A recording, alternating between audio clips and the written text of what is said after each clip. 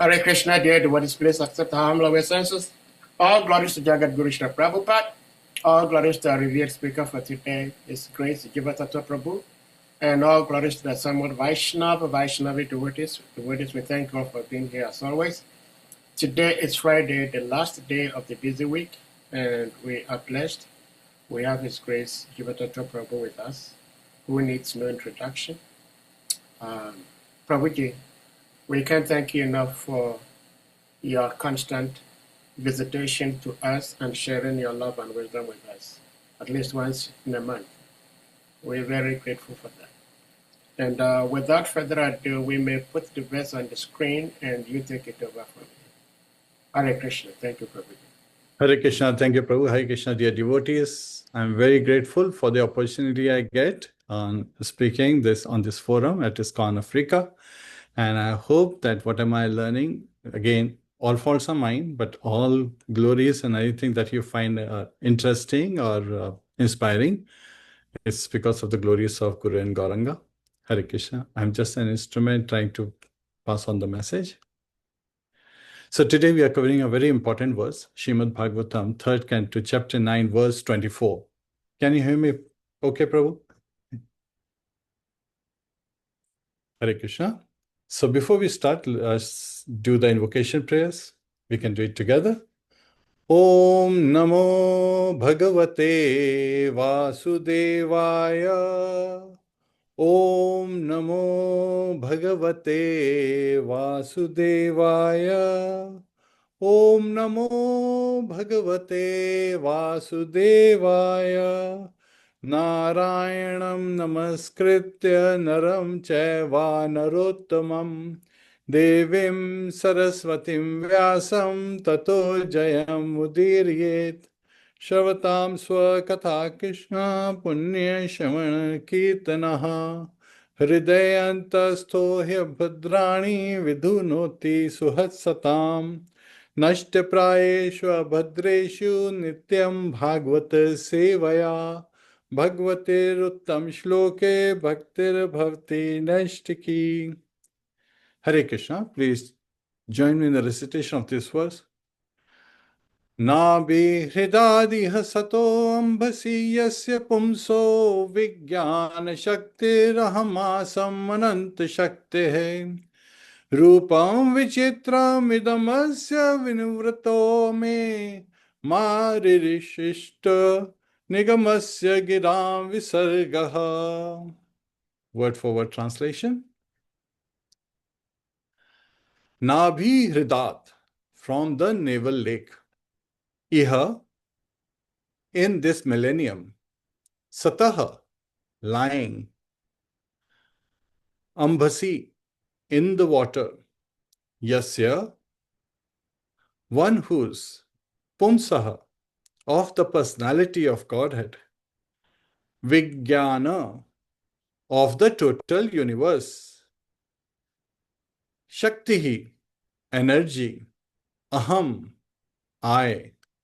Asam, was born. Ananta, unlimited. Shaktehe, of the powerful. Rupam, form.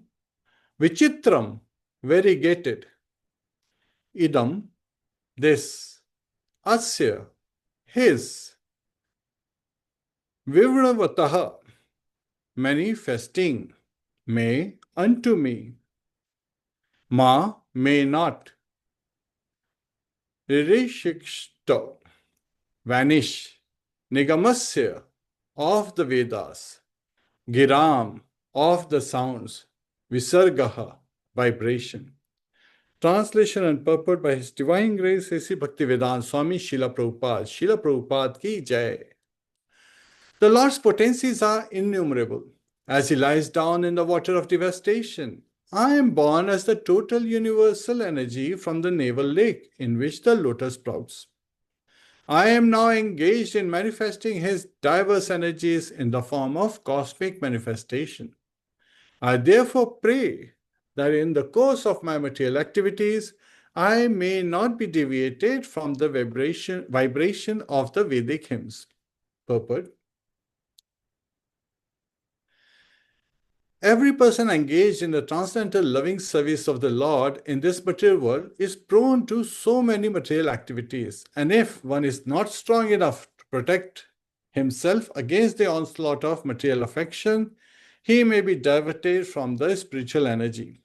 In the material creation, Brahma has to create all kinds of living entities with bodies suitable to their material conditions. Brahma wants to be protected by the Lord because he has to contact many vicious living entities. An ordinary Brahman may fall down from the Brahma Tejas or the power of Brahmanical excellence due to his association with many fallen and conditioned souls. Brahma, as the supermost Brahman, is afraid of such a fall down, and therefore he prays to the Lord for protection.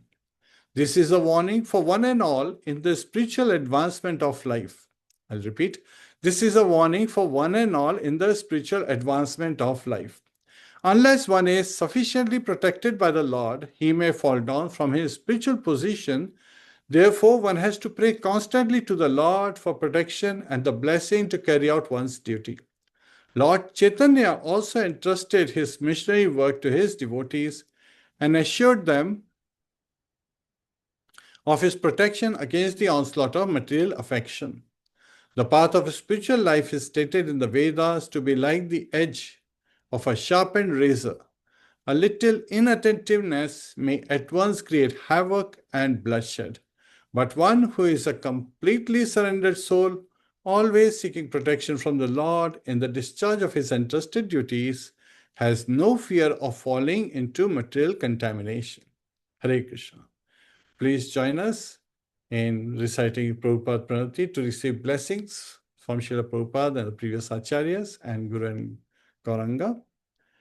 Namo Vishnu Padaya Krishna Prishtaya Bhutale Srimate Bhakti Vedanta Swami Niti Namine Namaste Saraswate Deve Gaurvani Pracharine Nirvishesha Shunyavadi Pashatya Deshitarine Om Jnana Timirandasya Jnananjana Shalakaya Chakshuranmilitam Yena Tasmai Shri Guruve Namaha Mukam Karoti Vachalam Pangum Langhayate Girim Yat Kripa Tadaham Vande Shri Gurum Dina Taranam Hare Krishna Krishna Krishna Hare Hare Hare Rama, Rama Rama, Hare Hare. Hare Krishna, dear devotees. Beautiful verse that is covering, and it's actually Lord Brahma's prayer. If we pay attention, what is this? It's Lord Brahma is praying to the Lordship for protection. So we also have to constantly seek protection from this material contamination. It's a very dangerous place. Padam padam yatta vipadam natesha. So today we are covering this prayer from Lord Brahma, by Lord Brahma, as third canto, 9th chapter, verse 24 in Srimad Bhagavatam. And what's the theme here? That this is showing us Brahma's humility and prayer for purity amidst power. So he has been entrusted with great power, yet at the same time, he is praying for humility. And in a humble mood, he's carrying out. So true creation begins not with tools, but with turning into transcendental sound. So we have to focus. So this is, a beginning of a day. Every time that we have a day, just like Brahma has a day, and he also lives for 100 years, just like we have. And his days may be longer than ours, but we also understand from his perspective, a moment is our 1 year. So the experience, his perspective is same. Now, sometimes people do believe that 311 trillion years or more is a large amount of time. But from his perspective, a moment is maybe a year for us, but again, his time is passing at the same pace as ours. And in the beginning of the day, he doesn't just start like, I have so much to do. He just first focuses on his humble prayer to the Supreme Lord. Just like, that's why Srila Prabhupada always instructs, the best time to take to chanting is early morning, Brahma Muhurat time. We should get up and chant. Hare Krishna, Krishna Krishna, Hare Hare, Hare Rama, Rama Rama, Hare Hare. Should we chant once, twice? No. Minimum 16 rounds, and each round has 108 times that we have to chant on the beats with attention, because it's a prayer from the heart as an offering of flowers at the lotus feet of Lord Krishna. So today we are praying with Brahma, right? So we are anchored in sound and devotion. So this is the important aspect. So creation is effective only when fueled by devotion, not by ego. This is a very important point, right? Now let me ask you, when you act, do you offer it as a divine service or as a badge of your accomplishment? In the world where creation is often confused with control, what does it mean to truly create without becoming consumed by ego? So many times we have seen in the material world, people, they acquire a position and then they think that they are controller, they are gods. While Lord Krishna, even to a great warrior like Arjun, we cannot even compare, means how amazing he is. He's saying that Nimitra Matram Bhavya Sachin, that you are but an instrument in my, pastime. So again, we have to look at things from proper perspective. So I would like to ask you to do a simple meditation activity. Close your eyes. Visualize a cosmic lotus blooming from the navel of Mahavishnu. So again, Garbhodakshay Vishnu. And from its center, Lord Brahma, overwhelmed by mystery, reaches out not with pride, but with prayer. Feel the humility as he says, "May I never forget your voice, O Lord." Imagine your own life's responsibilities and offer this prayer from your heart. So let's do it together. O Lord, may I never stray from the vibration of your holy words, your holy name. Hare Krishna, Krishna Krishna, Hare Hare. Hare Rama, Rama Rama, Hare Hare. So my dear devotees, as we make this prayer from our heart, today we will be looking at this prayer from Lord Brahma, and what better acronym can we get, than let's use the word pray, P-R-A-Y. P is for purity and for performance. So P is purity in performance. And there is a specific phrase in this verse, Nigamasya Giram, so which is referring to of the Vedas. And R in pray is rooted in divine sound. So this is, Nigamasya is of the Vedas, and divine sound is Giram Vigarasya. Sometimes I confuse myself.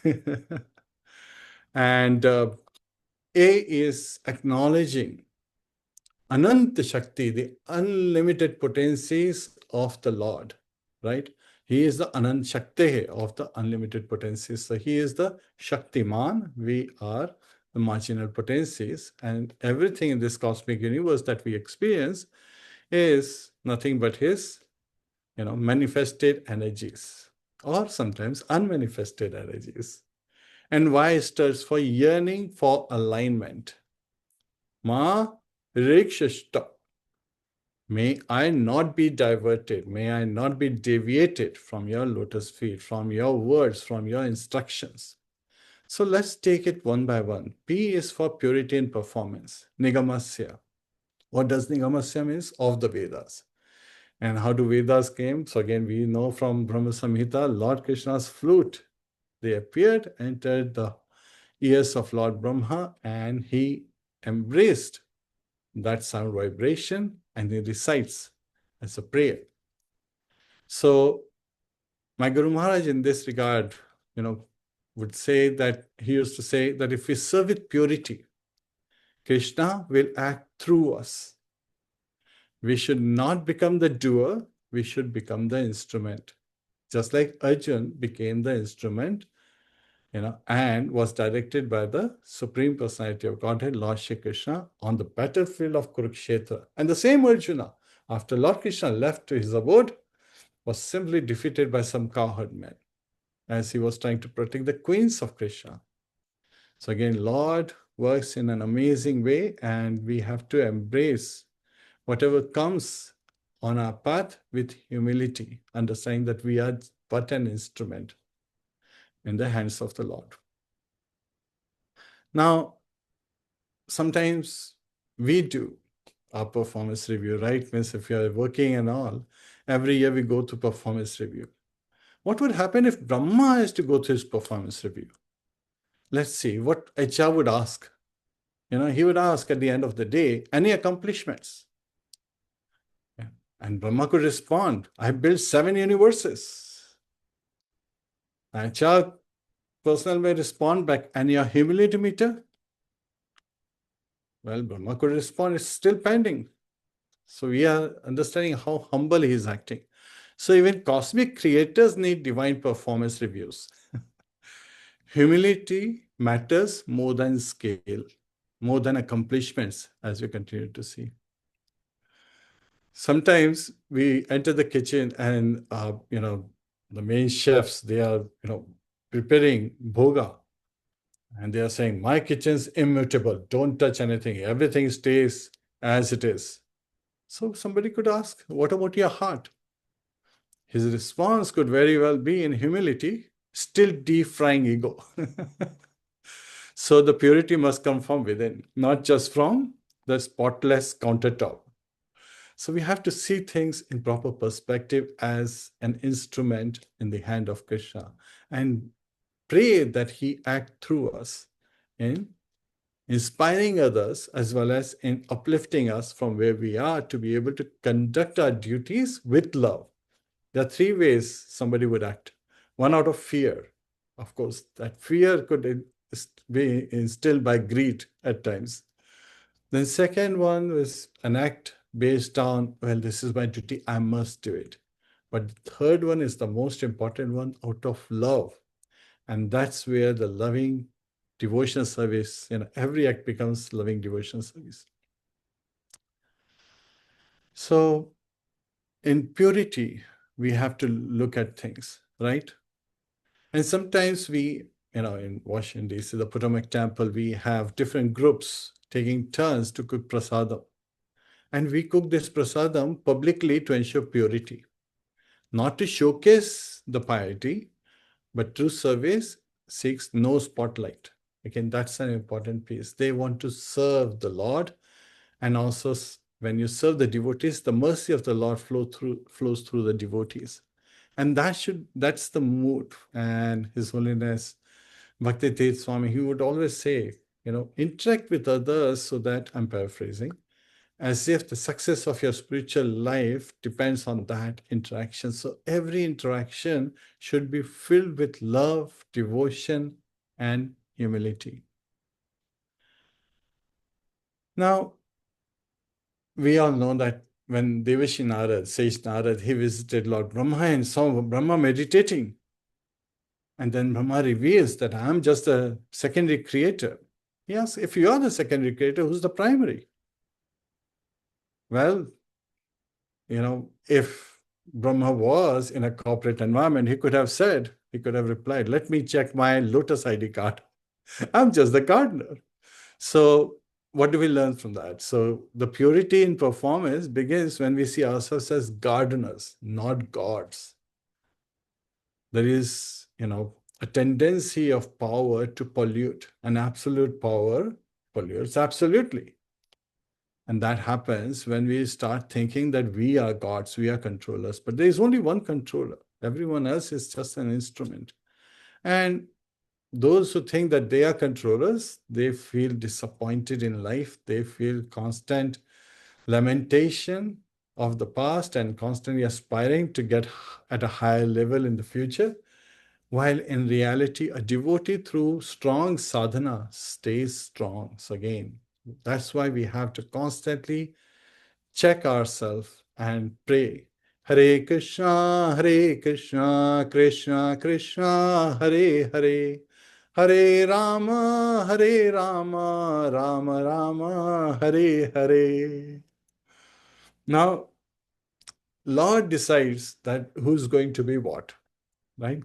Sometimes people say, wait a minute, we have to go through job interviews. Why doesn't Lord Brahma go through a job interview? So, yes, somebody could come in and, saying that I want to have a job interview and become Brahma. Lord could simply ask him, any experience with multitasking?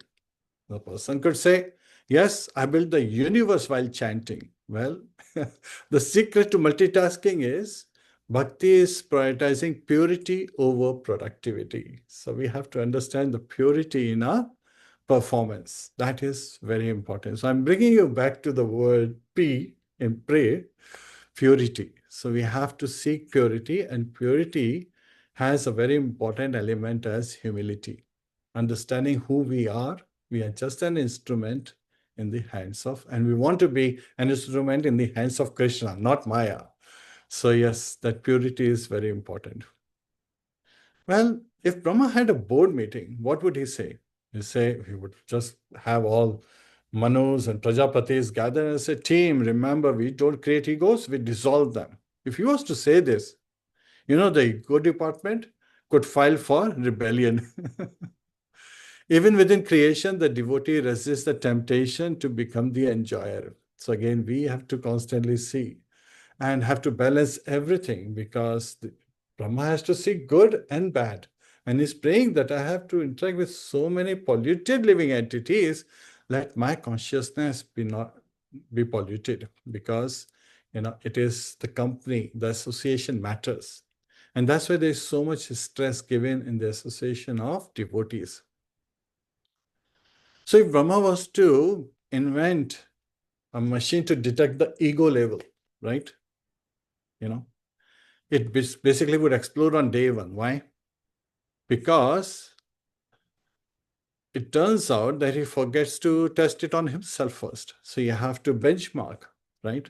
So purity begins with introspection. Instead of telling others that this is what they are doing, we have to look at ourselves and see how can we be at a better platform and avoid unwanted advice, as well as try to find faults in others. Fault finding happens when we point this finger. Remember, 3 fingers point back to us. So it is not through inspection, but introspection, we can maintain the purity in our performance. Now, sometimes we have this interaction between guru disciples and, distributors and so forth. And it is very interesting that sometimes you recall those conversations. Somebody could inquire, oh, Prabhuji, how do I keep my chanting pure when I feel tired and distracted, right? So that's a general thing. Well, a response would be that treat your ears like sacred temples. They are right next to the temple, not trash bins, right? If you don't invite Krishna, don't invite gossip. Somebody could respond, but someone forwarded me a devotional gossip video. There's so many videos floating around. Sometimes there are even devotional gossip videos. The first response we would have is delete it. Your heart needs nectar, not noise. So you have to be very much discriminating against noise versus nectar. And that's a quality of a Hamsa, one who is fully devoted. So purity in performance begins by choosing what we let enter our senses. We have to be very much, choosing various things as things are happening in our life. Sometimes we all go out for book distribution. And sometimes we can say, yes, here's a Bhagavatam would you like to have? Open it and feel inspired. Well, once it happened, a person said, I already downloaded a PDF version. So the response was like, okay, digital is fine, but hold it with respect. When you look at the phone, not like a phone used for memes. So now some person surprised says, oh, so should I treat it like a DT? Our response is exactly. Reverence, purity purifies your hearing and your heart. So when we hold Bhagavatam, it is not just like we are holding any book. We are holding Krishna in our heart and we want him to enter our heart. So even our posture towards Shastra influences the purity of our devotional service. This is something we can understand as a matter of heart, not a matter of logic. Right? Sometimes we see visitors coming to the temple first time and they say, hey, why do you sweep the temple floor before ceremonies, before the aarti and things are happening? Well, our response is to show that service and spiritual atmosphere starts with cleanliness, inside and outside. So sometimes it surprises them. So they think that, but we came to the temple because this is where we see the Lord. So we have to sweep our hearts too, once again. That's a valid question. Yes, every time we let go of piety, our petty pride, again, there is a sweep of the heart. So again, we have to remove all these anarthas, unwanted things. Artha means wanted things, desirable things. Anartha means unwanted things. And this is from spiritual perspective. From material perspective, the cycle reverses or the content reverses. We have to look from the spiritual perspective. Lust, anger, pride, envy, ego, delusion. All these things, kam, krodh, lobh, moh, mad, matsara, we have to let them go and prepare ourselves with proper consciousness. Then when we chant, we feel the purity in our heart. Hare Krishna, Krishna Krishna, Hare Hare, Hare Rama, Rama Rama, Hare Hare. Now, my dear devotees, sometimes we experience things, Srila Prabhupada would use various analogies, right? So let's use an analogy. Think of a CEO who refuses to take credit for success and credits every win to the team effort and higher guidance. So, true leadership is servant-hearted, servant leadership. This is a concept been there, but we sometimes see that people use these words without actually bringing them into actions. So, all our actions are carried by our mind, the thoughts we carry, the words that we speak, and the actions we make. And action speaks louder than words. So again, those are the ways to act. So with mind, body, and words, we have to carry it out as a servant leader in our life. If you are a mother, you are a leader, for your children. If you are a father, you are a leader for your family. If you are a manager or someone like that driving devotees, again, then you are a leader. But just don't be a leader. Understand that you are an instrument through which Krishna is acting and enabling others to come closer to him. So that way, yes, many times you would chastise, those who are following. But with this loving heart, those devotees should also understand that this chastisement is for my benefit. They should understand this aspect and make sincere effort, not repeat the same thing as yesterday, because then you are staying back where you were while everyone else is progressing forward. It is not the time element, my dear devotees, as we again and again hear. Brahma's life is 311 trillion years or more. So again, and our Brahma has very short life because our universe has a very short life. There are universes where Brahmas have 100 heads, thousands heads, hundreds of thousands heads. And those are gigantic universes having much more longer time duration than our small universe. Now, somebody could say, well, is there a journaling prompt that I should look for? Yes, I can share a journaling prompt that you should have. So when we should ask this question to ourselves. When have I taken credit for something that was only possible by divine grace? What would it look like to do my work as an offering? So we have to constantly be introspecting ourselves. How can I make it an offering? And of course, before starting anything and before ending anything, we always start with Om Tat Sat. May this be an offering to the Supreme Lord, Lord Shri Krishna. So now, purity alone is not enough, somebody could say. Yes, we must anchor it to something eternal. Now, what is that? The sound that never decays, the vibration that never misleads. So yes, R is for rooted in divine sound. Giram Visargaha. So this is the utterance of the Vedas, and Vedas came from Lord Krishna, accepted by Brahma, and then Brahma further propagates these Vedas. And with the coming of Kali age, Srila Vyasadeva writes them down because he understands in the Kali age, people are less intelligent, they are lazy. Manda sumanda matya man bhagya praduta. They are unlucky and always disturbed. And of course, Alpayu and Kalavas means. So they have short lives and they are always quarrelsome. So now these 6 characteristics of Kali age is the effect of Kali age. But we can completely overcome this when we take our devotion, our purity rooted in divine sound.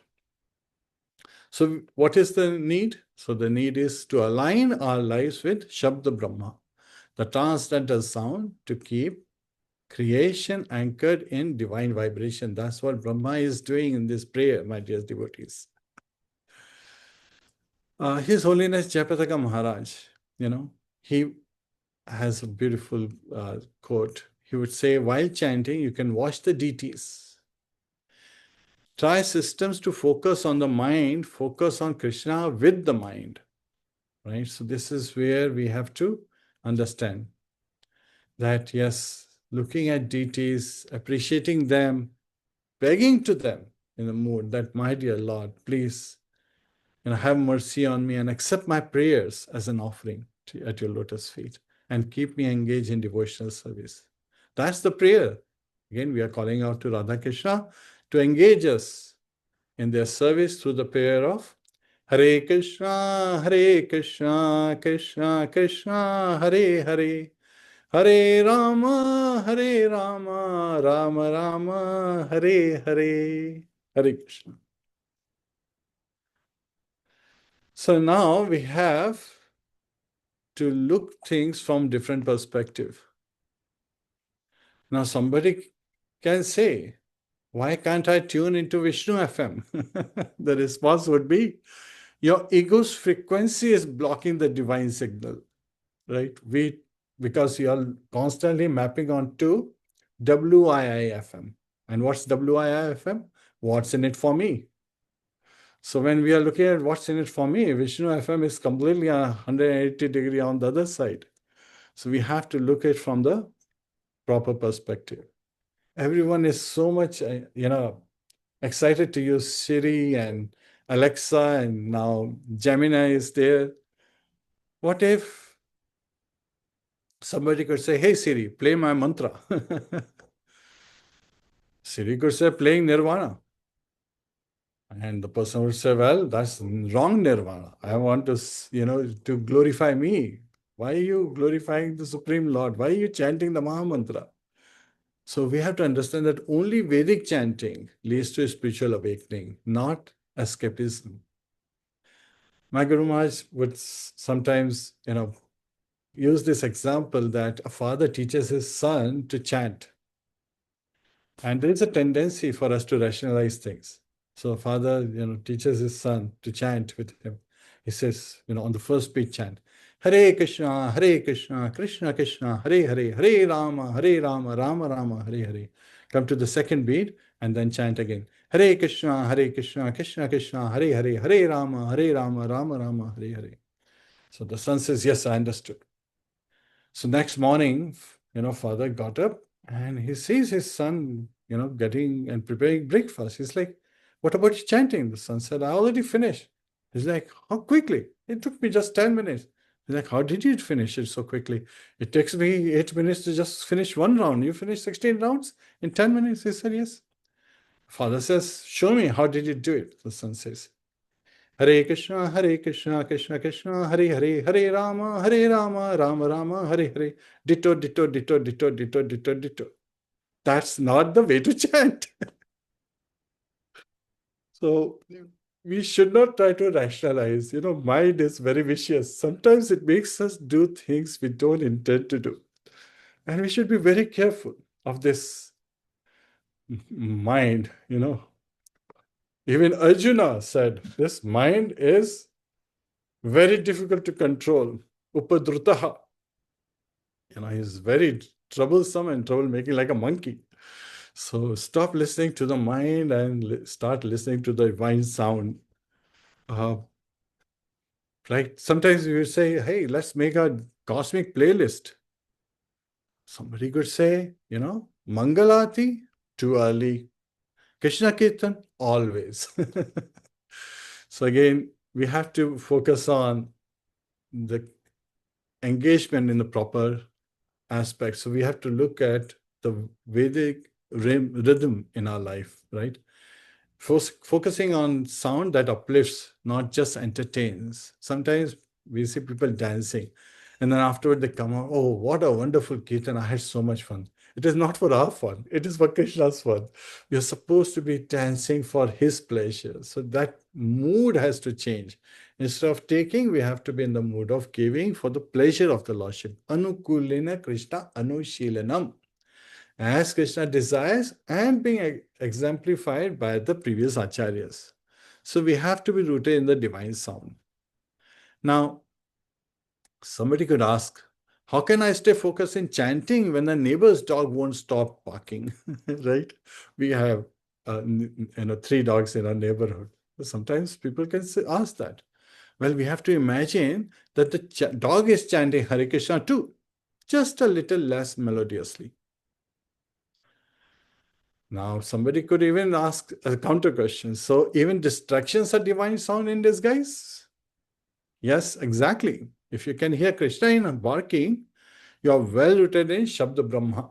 So, we have to understand from proper perspective that there is only one chanting and one sound we are allowing to enter our ears, that is Hare Krishna, Krishna Krishna, Hare Hare. Hare Rama, Rama Rama, Hare Hare, because the divine sound is all pervasive, all existing, and even a single sound we make goes around the planet 7 times, as Shastras say. So the spiritual focus transforms distraction into meditation. And sometimes at the temple, somebody, they were visiting, and he was asking, as we were doing the chanting of one round, why do we chant the mantra aloud, not silently? Well, the response is the sound vibration purifies the environment and the heart. So it enters through the ears and purifies the heart and also the environment.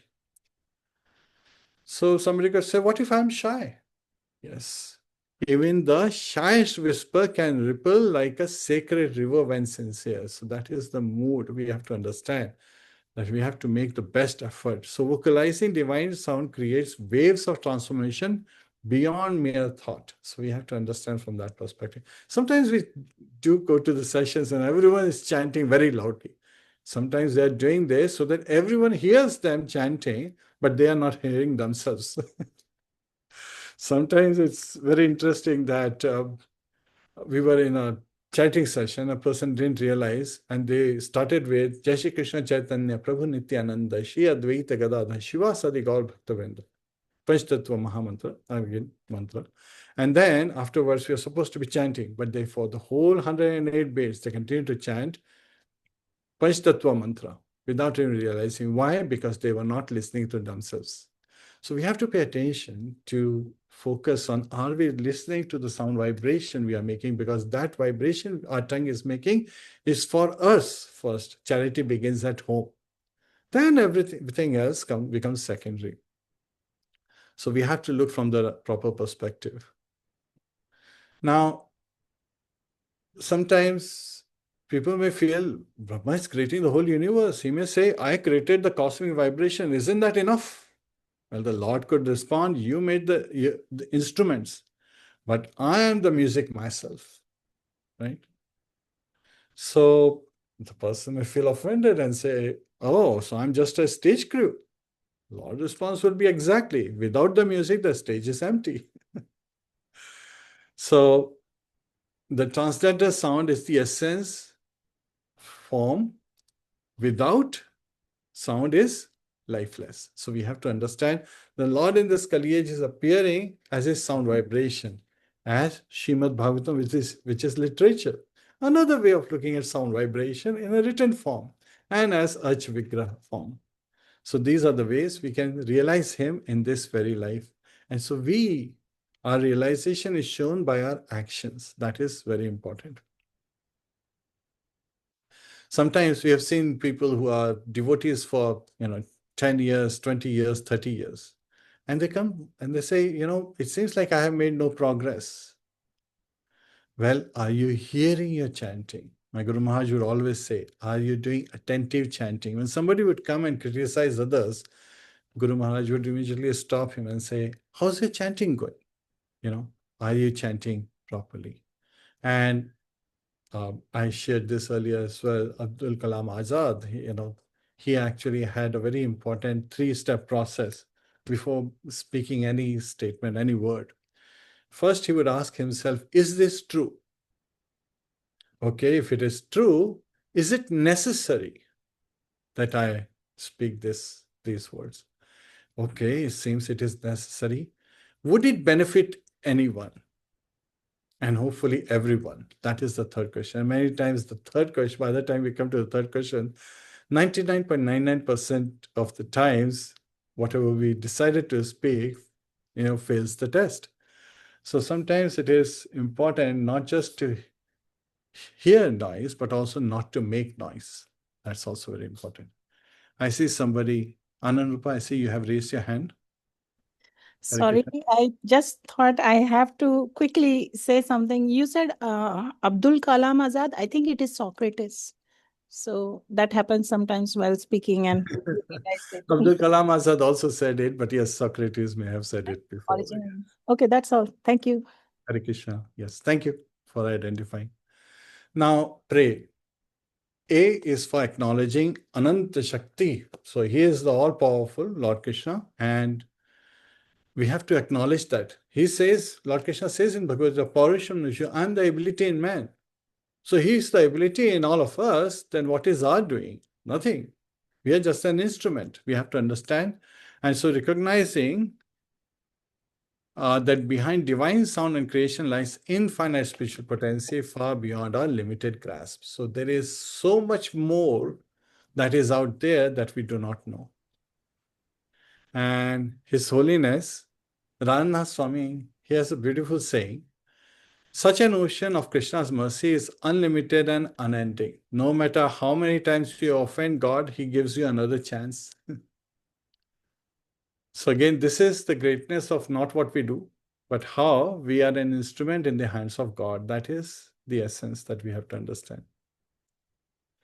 Now, sometimes when people are creating things, they become, very much puffed up and they want to say that I'm the one who did this, right? And they may not acknowledge that actually they are the instruments. Even Brahma could say, I generated the whole universe.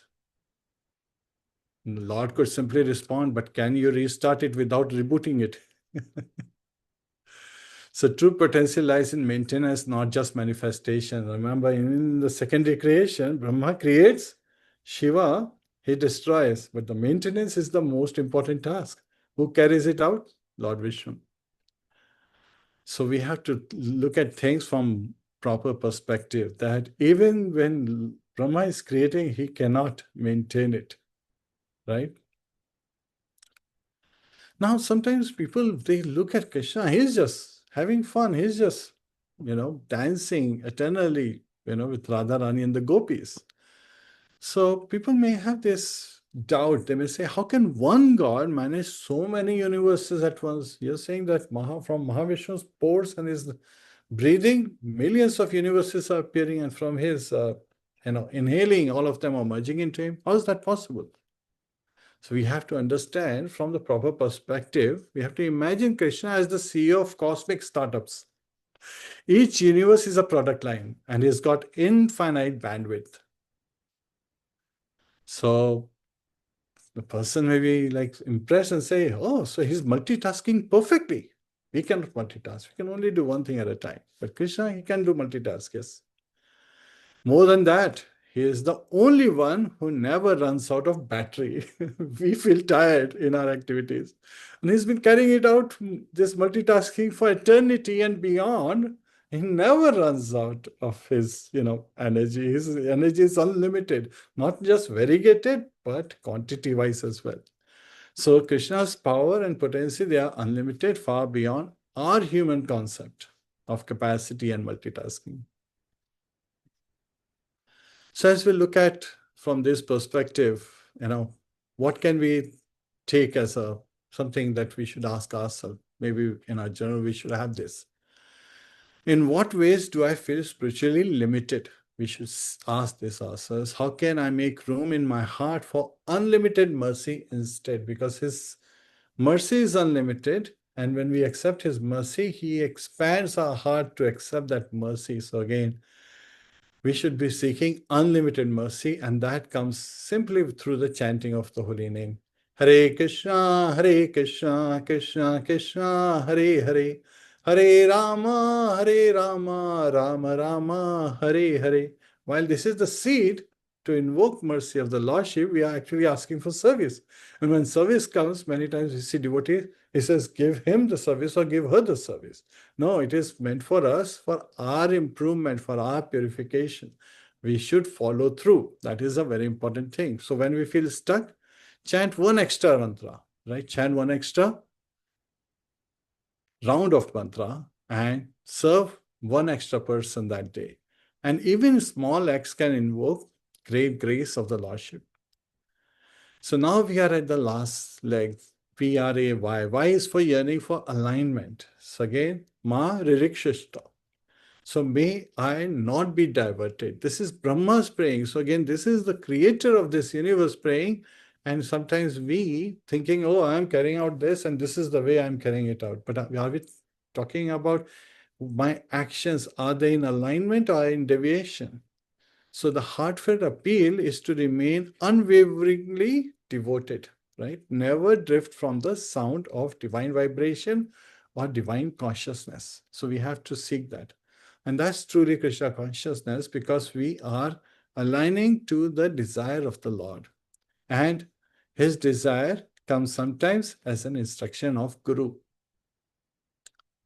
So here, my Guru Maharaj would say, devotional service is so simple, but devotees, because of their material inclination, make it complicated.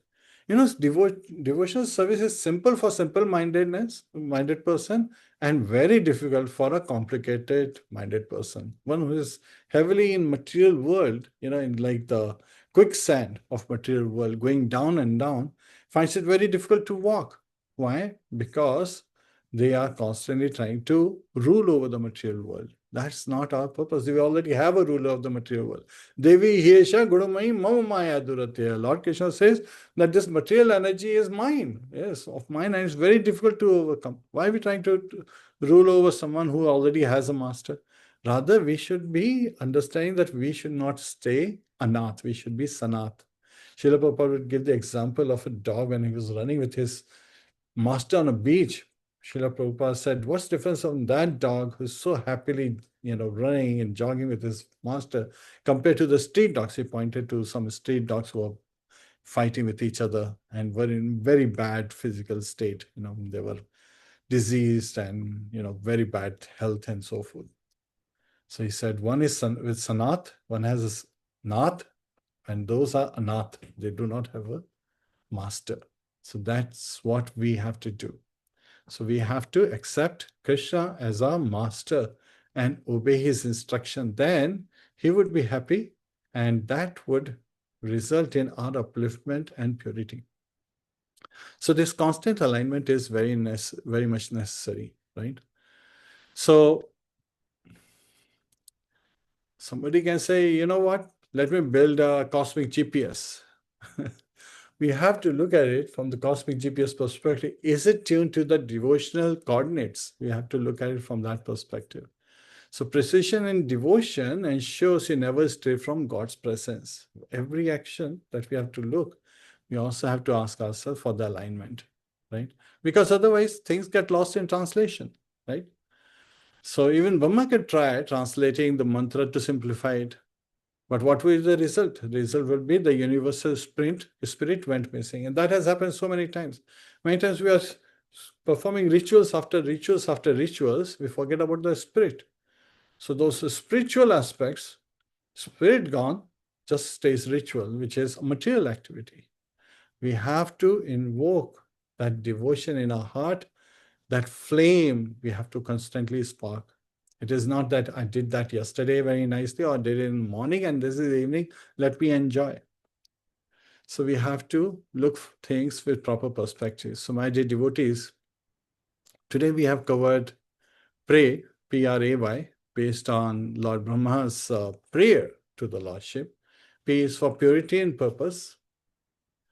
R is for rooted in divine sound. A is for acknowledging Ananta Shakti, unlimited potencies of the Lord. And Y is for yearning for alignment. And Brahma is praying, O Lord of the unlimited potency, I have emerged from your navel lotus, and I am now creating according to your will. May I not deviate from the vibration of the Vedas, vibration of your instructions in the form of Vedas. So this reflects the entire consciousness of a true spiritual architect. Brahma is our architect. Vishwakarma is the demigod's architect. He is aligned with the sound, surrendered in potency, and afraid only of deviation. So we have to understand this and take an integrated takeaway from this prayer of Lord Brahma. We often worry about results, but Brahma, he is the creator of the universe, was concerned about deviation from sound, alignment, and bhakti when he is about to act, right? He didn't say, make me the best creator, make me the best engineer. He prayed, let me never stop hearing you. Let me never stop seeking your direction, your guidance. That should be the mood. So instead of writing in a journal, this is what I've achieved today, we should be looking at, hey, am I more afraid of failure or of forgetting Krishna in success? What role does divine sound play in my daily decision making? When I serve, do I acknowledge that Krishna is the real doer? How do I cultivate yearning daily, not just disciplines? This is a very important aspect. So when the noise of life grows louder, what sound do we reach for? Worldly chatter or the divine vibration? We reach for the chanting of the holy name. Hare Krishna, Krishna Krishna, Hare Hare. Hare Rama, Rama Rama, Hare Hare. Hare Krishna, dear devotees. Hare Krishna, over to you, Satya Prabhu. Hare Krishna. Thank you so much, Prabhuji, for this wonderful Krishna Katha. I see you very much like acronyms, and they make lots of sense. Yeah, thank you so much. So, dear devotees, if anyone may have questions, comments, reflections, realizations you may want to ask or share, please indicate by using the hand emoji or your physical hand, and you'll be asked on mute to ask your question or share your reflections. Prahlad Ananda Prabhu, please. Haribol Prabhuji, thank Hare you. Krishna. Danvat Pranam. Hare Krishna. Hare Krishna. I had a little reflection about Prabhuji was saying that how we should be instrumental and how should be praying, Sanat Jivitam. There's a beautiful slok by Yamunacharya. Bhavantamevanucharan nirantar prashant nishesh manorathantar kalahame kantika nitya kinkar praharsayishami sanat jivitam. So this is a very nice Yamunacharya. I think in Charita Charitamrita also quoted this sloka like that. So this was it is. So I'm so grateful, Prabhuji, you gave such a nice discourse. I was also in Africa, Nairobi, many years. I stayed there 20 years and I got initiated there back in 1984 by Wow. same Guru Maharaj. Now I'm in Las Vegas for last 20, 40 years like that. But, Africa is such a beautiful place. I long to go back so many times. Yeah. Thank you, Maharaj. Yeah. Yeah. Pranananda Prabhu, you shared the verse, but you haven't explained the meaning to the Okay. Yeah. I'm smiling because we understand, but yes.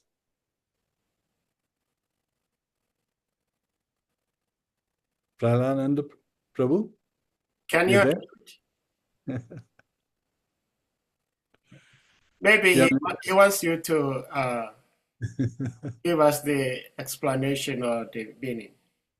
So in Can reality, you hear me? Can you hear yes, me, now Prabhu? we can Yeah, hear now we can, yes.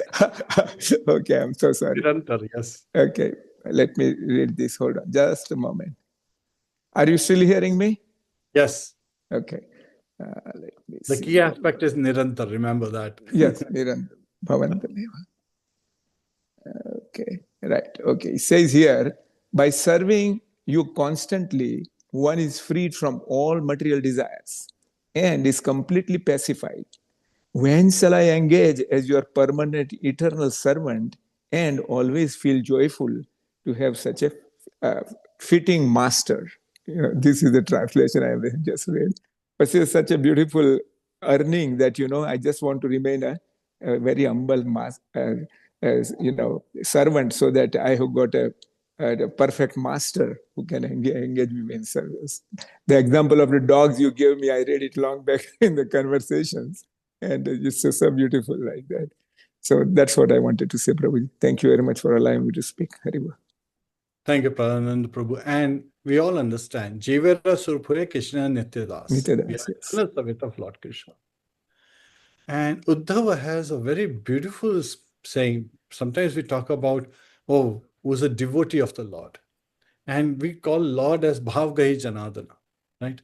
He understands the bhav. Except sometimes he's a person, we have to understand. He has his own opinion. He may completely reject the bhav and take someone's action is important.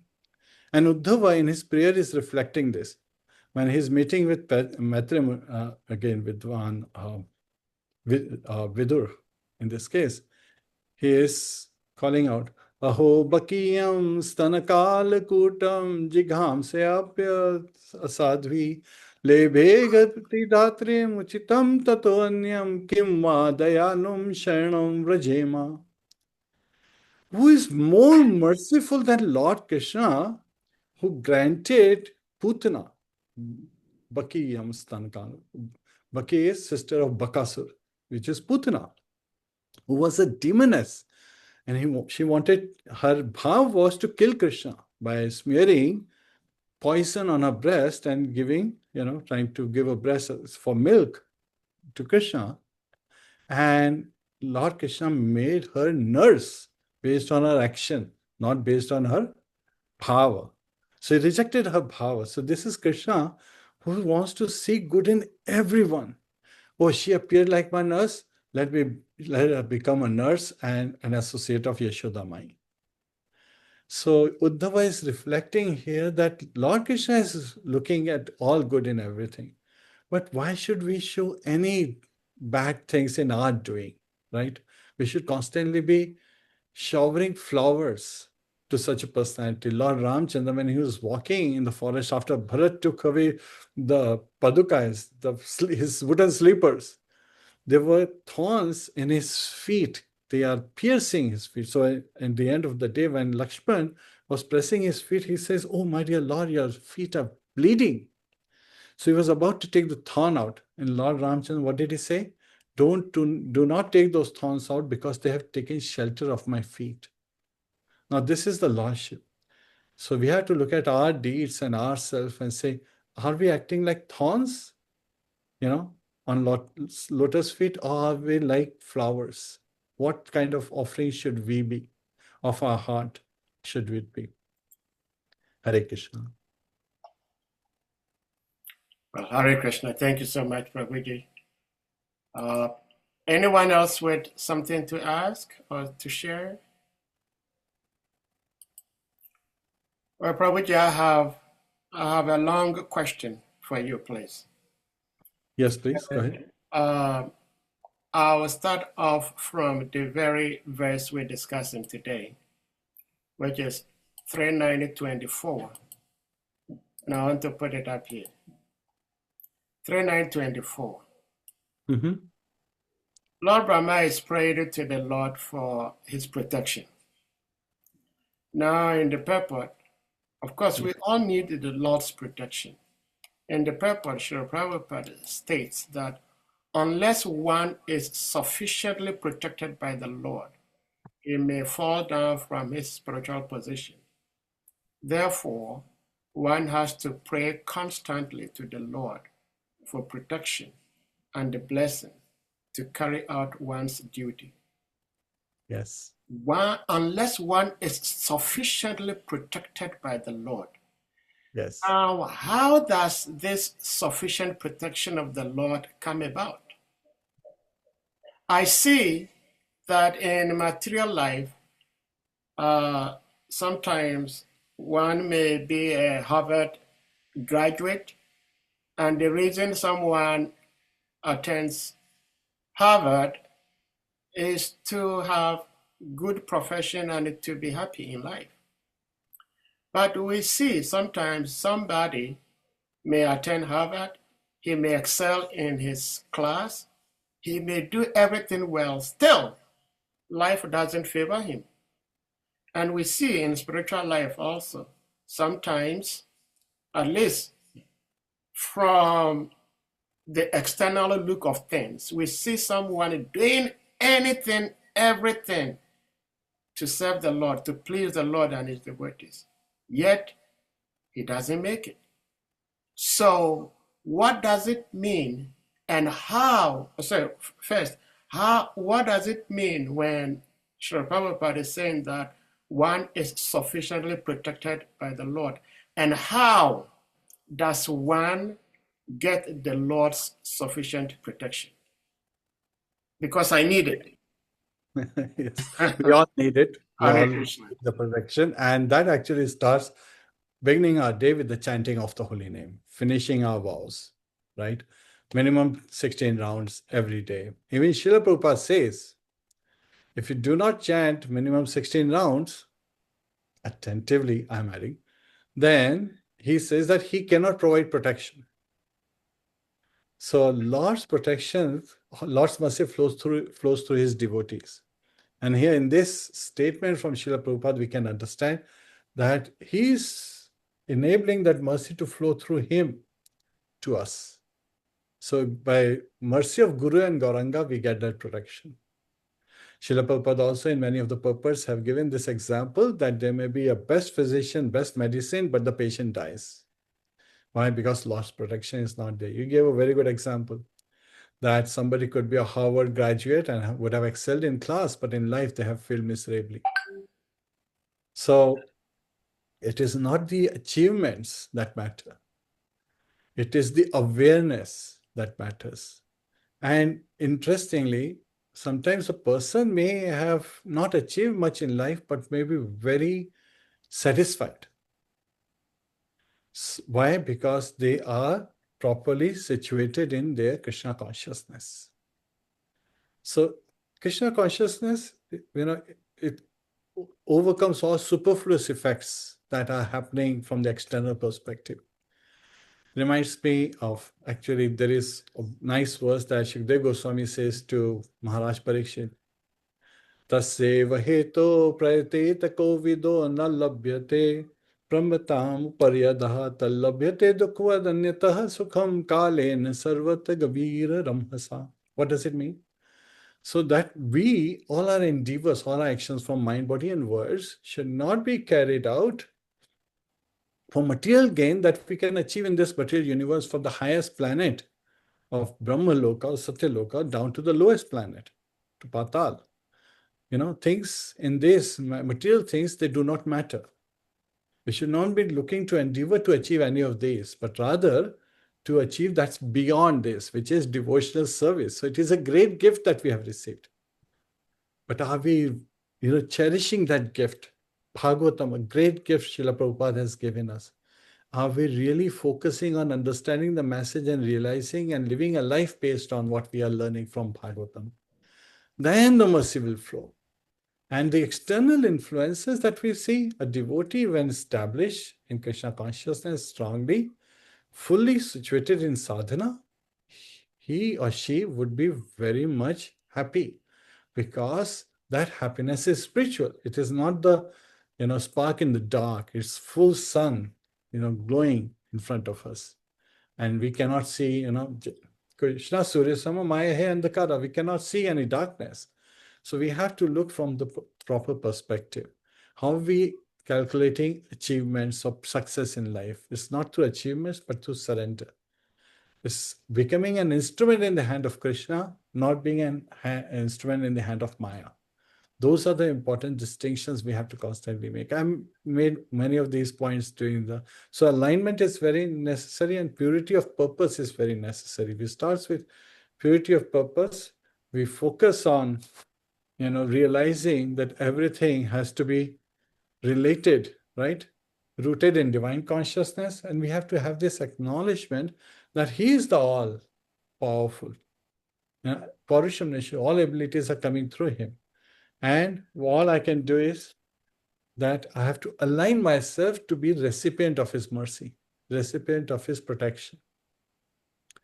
So in prayer itself, we kind of like covered all these aspects that you're asking this question, Prabhu, is we have to constantly align ourselves. Lord is giving here, which reminds me of a beautiful incident. One man, he was looking under a lamp at night, dark night, no moon night, and he was looking under the street lamp something. So the man came by, he says, "Oh, what are you looking for?" "Oh, I dropped my car keys." So he's like, "Okay, okay, let me also help you." So both of them were looking, and they cannot find any car keys there. So he said, "Wait a minute, where did you drop your keys?" "Well," the car owner says, "I dropped it near the car," and the car was parked in a dark spot. But then the man says, "Why are you looking under the street light? Why aren't you looking where you dropped it?" It's like, because there's no lamp there. Sometimes we are doing this. We are thinking that I have to engage in my work so much. I don't have time for my guru. I don't have time for devotees. I don't have time for my sadhana. I don't have time for chanting. This work is important. How will I survive? Well, that's already decided when you took birth. You have to align ourselves. We have to look for Krishna where He is, not where we want Him to be. Sometimes we look in wrong places and then we expect the right results. It's not going to happen. That's why alignment is very much necessary. And protection also comes with devotee association. This devotional life, the Bhakti Lata, is coming out in the various kind of anarthas coming out in the form of weeds. And then the animals can enter and destroy this Bhakti Lata. So we have the fence of devotee association. That's another level of protection that we can build around ourselves. That fence is very important. And you have a nice forum going at Sajay Prabhu, where you invite devotees and you're constantly having devotee association. You do not have as much fear as Brahma has, where he has to create different kind of living entities based on our desires. Sometimes he's shocked to know their demonic desires, but he still has to carry out those activities and still pray, "May I not be contaminated by this creation that I'm making." Hare Krishna. Does that answer your question? Hare Krishna. Yeah, it answers my question, but there are still lots of issues that I would humbly want you to help clear for me. One is that I knew a devotee, Yes, who was very, very, very good at chanting his rounds. He never joked with his japa.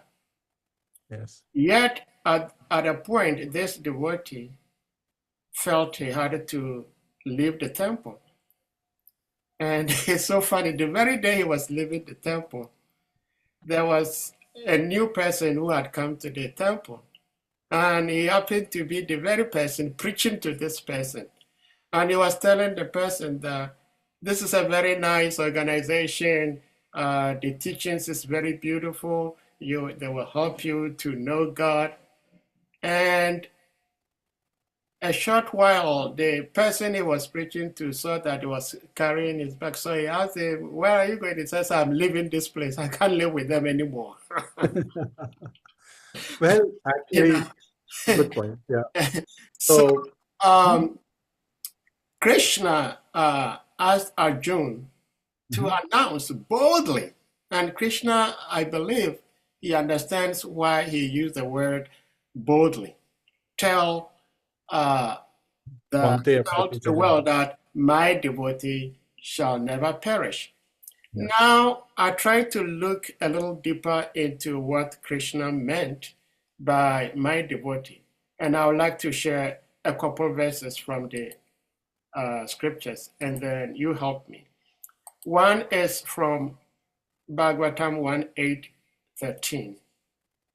This is Mother Kunti praying, plus Maharaj Parikshit. It says, the Almighty Personality of God, that Shri Krishna, having observed that a great danger was befallen his unalloyed devotees, who were fully surrendered souls, at once took up his Sudarshan disc to protect them. And the key words I'm saying here is unalloyed devotees. Yes. And then fully surrendered souls. Yes. I am here with the devotees, hearing about the Lord and his devotees. But it does not mean that once we leave here, I am always going to be thinking of Krishna. It's not possible. I wouldn't say it's not possible, but I am not doing that because I have many other things to think about.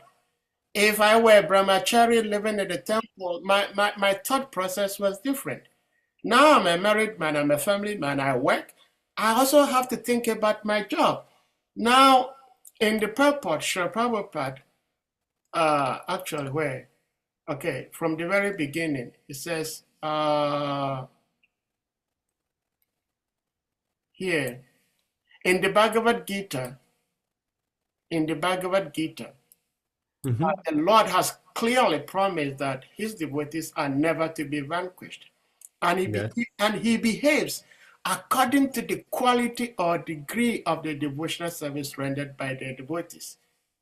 So my level of devotional service is not giving me the opportunity to think of Krishna 100% every day. Now, again, in Bhagavad Gita chapter 9, text 22. Yes. It says that those who always Yes. worship me with exclusive devotion, meditating on my transcendental form, to them I carry what they lack and I preserve what they have. Now, these are very key words. Exclusive devotion and always worship me. And in the opening purport, one who is unable to live for a moment without Krishna consciousness cannot but think of Krishna 24 hours a day. Being engaged in devotional service by hearing, chanting, remembering of, that's what I'm saying, that we do not teach 7-year-old calculus because we know they cannot understand. So if Krishna is asking us who are trying to serve him, but we also have so much material engagements to fulfill that we have to be 100% before we receive his protection. What is Krishna doing with us? I'm Actually, sorry, my question is too lengthy, too long. No, I'm it's very much a very good question. Yeah, it's a very good question. And actually, Krishna tells us the path in Bhagavad Gita. When he is giving this instruction in the 18th chapter, before Sarvdhama, and he says, Manmana bhav mad bhakto madhyaji mam namaskuru mame veshyasi satyam te pratijane priyasi me. So what is he saying? Srila Vishwanath Chakravarti Thakur throws a light, telling us that even in the beginning, he's giving us protection. So first he's saying, Man mana bhava. Always remember me. What you just said is, it's very difficult. I cannot always remember you, Krishna. Then what he says, Mad bhakto. Become my devotee. If you cannot always remember me, Srila Vishwanath Thakur says, you become a devotee by devotion practice, which takes 2.5 to 3 hours, 5 to 6 muhurtas every day. You can come to the level of manmana bhava, always remembering Krishna. So we have to understand that the next one is talking about shorter duration, like 10% of our day. 24 hours, 10% is 2.4 hours, something like that. Well, somebody could say, I can't even do that. I cannot become a devotee. I'm not so elevated to follow the 4 regulated principles and 16 rounds of chanting every day. Then there is Manmana Bhav Madbhakta Madhyaji, worship me. Now that's even less, right? Worship me is come to the Aarti, worship the Lordship. Half an hour, you're done. That's even less. Somebody could say, I can't. Because when you take to worship, automatically Lord will inspire you and Radharani will give you the blessing so that you come to become a devotee. And when you are devotee, practicing devotee with sincerity, you come to the level of always remembering. Somebody could say, I can't even do that. Then he says, Mam Namaskuru, just pay obeisances to me. It takes only a few seconds. So the path is very clearly given. The same path has been given in chapter 12, from verse 2.8 to 2.12, where Lord Krishna is saying, Mayyeva manadosva may buddhim niveshya, nivasishyasi mayyeva aturdhum na samshaya. So, always engage your mind and intelligence in my service. That's again manma bhava. But if you can't do this, Arjuna, Atachittam samadhatum na shaknosi mai sthiram abhyasa yogena tato mamichhatum na dhananjaya. This instruction is that you become a devotee and you have to engage as a practitioner. Sometimes people, they take initiation, they think, okay, I have become a master. No, you have not. You just received initiation, means you have received an entrance. You are a practitioner. Practitioner is the lowest grade of devotee. I mean, the devotee said, now you have to carry out your practice to rise higher. That's why I was saying, when my Guru Maharaj would hear some people complaining about this material world, about difficult situation, he would ask, how's your sadhana doing? How's your chanting? And that's where everything is lying, that how are we chanting? Yes, Krishna is everywhere.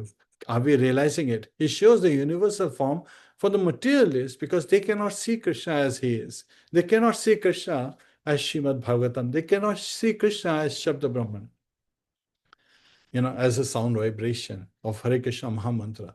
So for them to realize, he is providing the universal form so that you can see Krishna in nature working. And you can constantly remember through that. Oh, the rivers are like the veins of the Lord where the water is flowing. Oh, the clouds are like the hair of the Lord.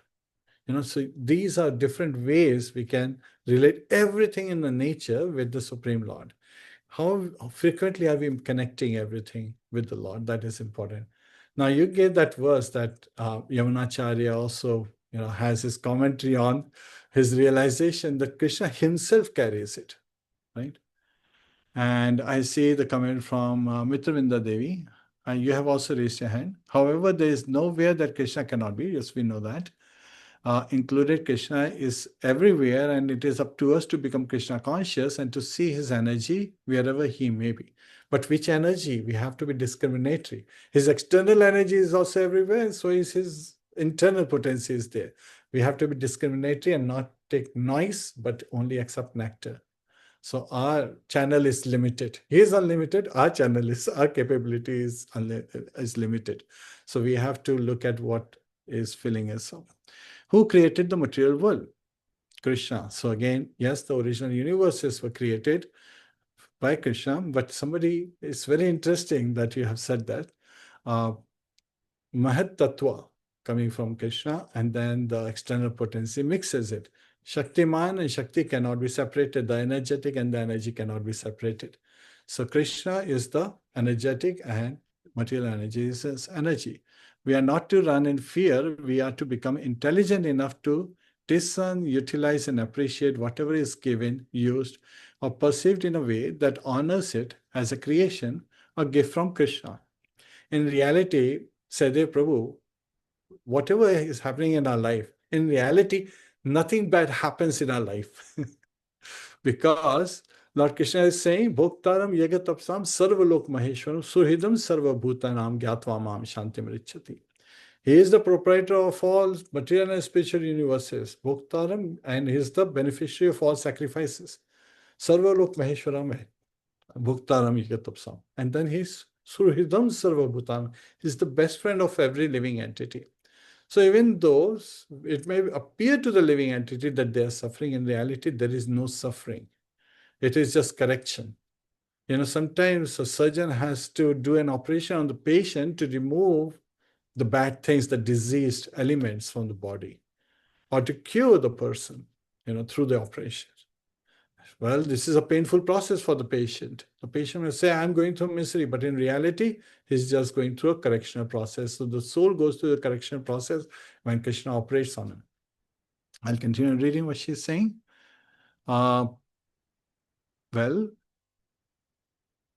Creation. Okay, so, or gift from Krishna, wife, children, job, car, happiness, and distress. We must move beyond cultural and social mentality. When we communicate what is in Shastra, it is beyond. In reality, we also have to, while discriminating, Mitravinda Devi, would you like to add further to what you have shared here before I make further comment? Yeah, Mitravinda, you may unmute. Hare Krishna, thank you so much. Please accept my obeisances. All glories to Srila Prabhupada, all glories to Bhakti Tirtha Swami and all the Maharajas that act in a way that shares this philosophy with compassion, care, love, knowledge, protection, and kindness.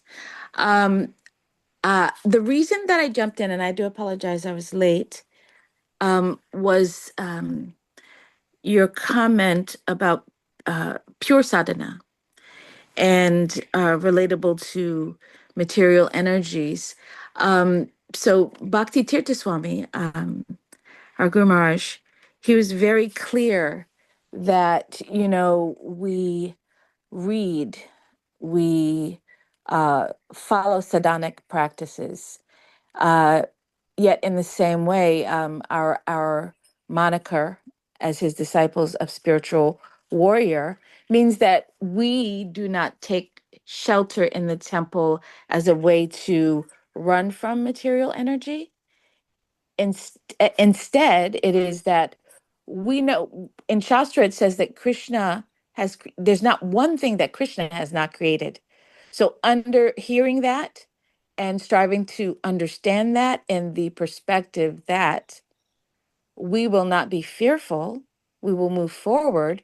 But while we're doing that, we're going to do our very best to honor Krishna in our actions, not just in our readings, and to not, again, be fearful. As Sahadev Prabhu was saying, he has other things to do.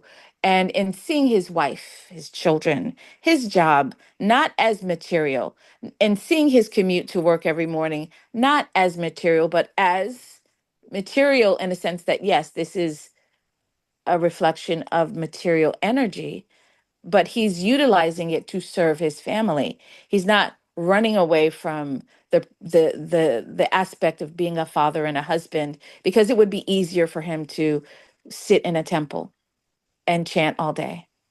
And that used to be a norm for some people. But seeing everything as a way to learn, improve, grow, or become stronger in the process of Krishna consciousness. Indeed, in the Bhagavad Gita, it also states that, again, Sahadev Prabhu, marriage is one of the most important and intense ways that one can move through this process of serving Krishna and becoming aware of the process and surrendering. So I just wanted to do that because there are so many things that are not readily known, and one would need to hear and listen for many, many years to get some things. And then some people backtrack, not knowing that what you hear in the Bhagavad Gita, it's all linear. What one hears in the Bhagavad Gita in the beginning is not the same as what you hear in the end. So in that way, we're learning, moving, growing, and getting things as we need it along the path. It says marriage is a deep, dark well in the beginning, and in the end, 18.5, it says it's one of the quickest and most potent ways to move through this lifetime on this process. Yet, not everyone's built for it, and that's free will. And at the same time, with compassion for all living entities, not just those we call devotees, compassion for all living entities, and giving this Krishna consciousness to one another as bhakti practitioners, and also to the world, we can serve Krishna in this way, in a surrendered perspective, meaning that we're doing it with what we have at the moment, and we're praying for more as we go. And Krishna sees our efforts. And through Guru, we have such wonderful and complete mercy. Thank you, Prabhu. Hare Krishna. Hare Krishna. Thank you for sharing. So I really like your response where you are identifying that we have to see from the right perspective. Marriage, very important ashram, grahastha ashram. So we should not be grahamedhi, but grahastha. They are two different things. And grahamedhis are one who are in the grahastha ashram for enjoyment, for taking, not for Krishna consciousness. When someone is focusing on their varna in Krishna consciousness, then they are in the grahastha ashram properly. Staying in the temple, well, I actually stay in a temple. My house is a temple. And in reality, we have two temples right here. And what goes between those two temples matters a lot. So we have to realize that actually every place is a temple in this world, because every place Hare Krishna, Prabhu. I need to interrupt you just for a Uh-huh. second, because I'm trying to be I'm trying to comprehend Sure. what position you're coming from, because I know these things that you're speaking of. Yes. I know these things. Good. When I said temple, Yes. I meant someone who runs from their home I know. temple to another temple. That's what I meant. And I- grihasta, grihamedi, there's difficulties in anywhere one goes. But if we carry the consciousness of compassion, right? Fearlessness, and focusing on Krishna and seeing the dynamics as they are, then we can be in the right alignment. And there's too much gyan involved in our processes and not enough bhakti. We're bhakti practitioners. Emotion, love, care, compassion, not so much memorizing shloka is important. This is bhakti it's the process of relationship, sambandha gyan, knowledge of God, knowledge of Krishna, knowledge of what Krishna likes. And the thing that I think gets overlooked is that Srimati Radharani, she's our goal, right? She's the one who shows us how to serve, and it really is about service and relationship to one another. And Srimati, the whole thing about aparad is when we stomp on each other, or we don't care about each other, or we try to lord over one another and act in a way that does not reflect this, what is bhakti, love for your fellow man, love for your neighbor, love. And it's all over the world, and it's in every place, and we're supposed to be examples of how that does not reflect the world in our temples, whether they're at home or at the mandir down the street. And we can work on it in our minds with how we address one another without condescension, criticism, abuses, neglect, and all of these things that relate to the opposite of bhakti. That's my point, beyond word jugglery. All right. And that's respectful. Hare Krishna. All Hare right. Krishna.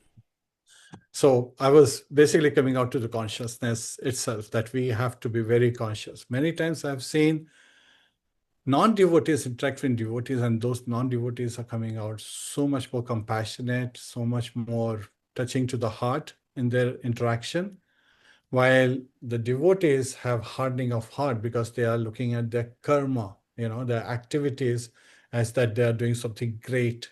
You're not doing something great for others. You're actually being an instrument in the hand of Krishna. Let the energy flow through you and not take the credit. So that's the lesson that we are taking from prayer session today of Lord Brahma's prayer, that he is saying that let me embrace the purity in my heart. Let me be rooted in your divine instructions, and let me be aligned and constantly yearn for that alignment. So again, that is an important message I wanted to share today.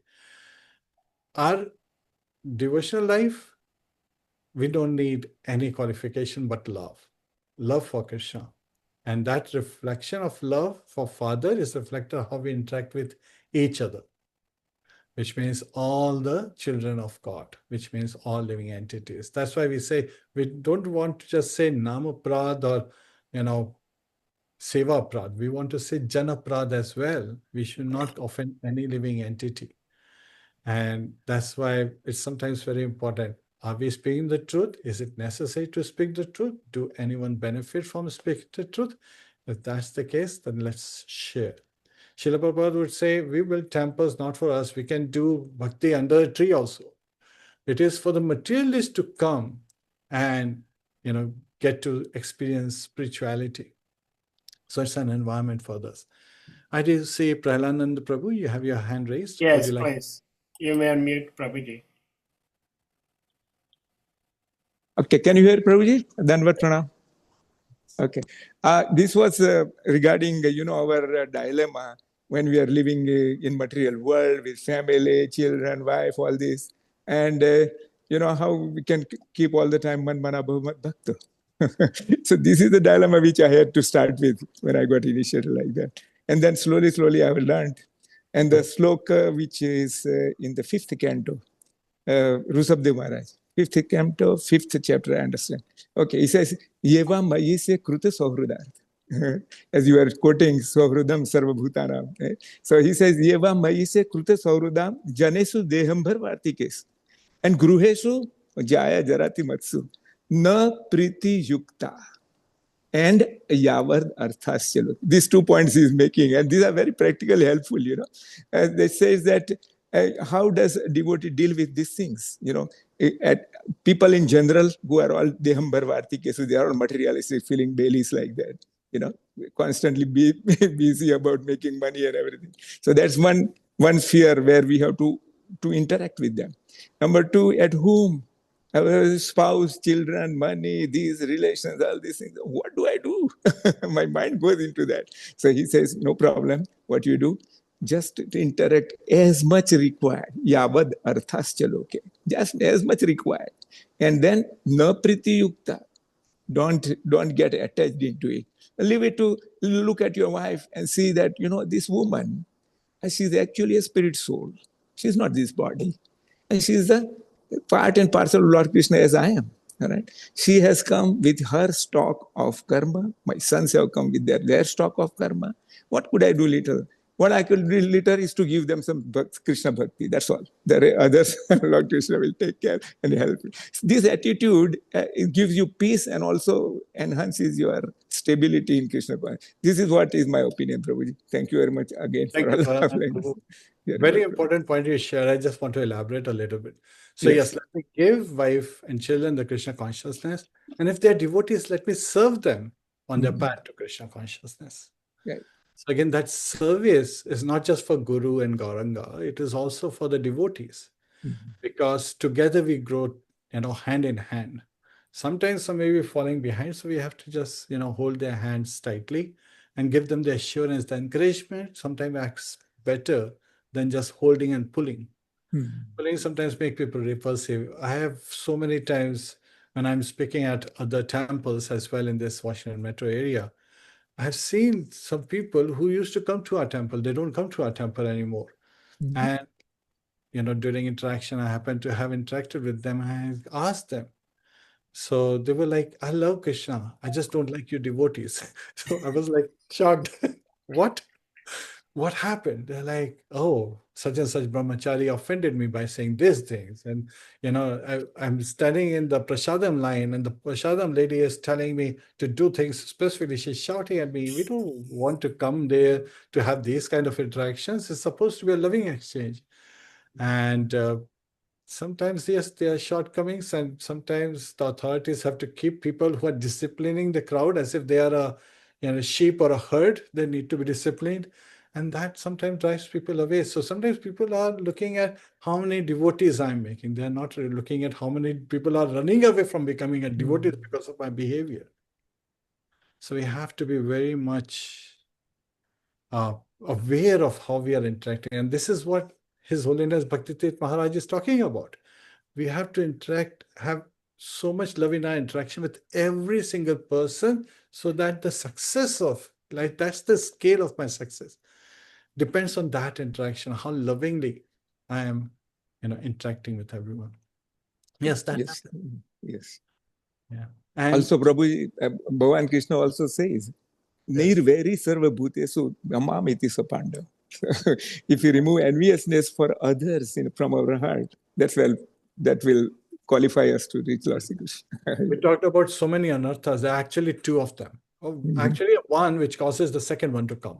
Okay. Aham mameti. Prahlad Maharaj identifies these two. Aham is ego, the false ego. Right. Right. That I'm a man, I'm a woman, I'm a family man, I'm a brahmachari. A pauper is proud of his penny. So whatever position one has taken, I'm an American, I'm an Indian. Like, I come from this, I have read all this. Those kind of perspective. That's material consciousness. Yes. We have to avoid that, because that causes the second thing. So this first one causes envy. This is the prime one. It is because of envy that we got kicked from the spiritual kingdom and came to the material world. Yes. And then comes mameti. This is mine, that is mine. This is my wife. These are my children. This is my house. And people start acquiring more, because this is how lust arises. And then, we know lust, anger, and pride once again. These are the three gates to hell. So from real perspective, we have to learn to be properly situated in a sadhana, because a strong sadhana will make us realize, because when you are loving someone for 2.5 hours, there cannot be any thought of not loving others, right? Because you are saying, wait a minute, I'm interacting with such and such person, and this is my interaction. Now, I do see the instances where we are limited. Krishna is unlimited. And so somebody may say, yes, I'm interacting with you. I want you to be here for another hour or so. And that's something we not give. So we simply ask for forgiveness and say, my dear Prabhu, I have to take care of another service. Please forgive me, and we'll contract next time. So you can continue the conversation later. But sometimes even that is offensive to others. But in this case, we leave it to Krishna, because it is, are we serving this person, who's asking for our time, and time is a very costly commodity, or are we serving Krishna? So again, we have to differentiate between rice and nectar. Hare Krishna. I see Bhakt Hassan Prabhu.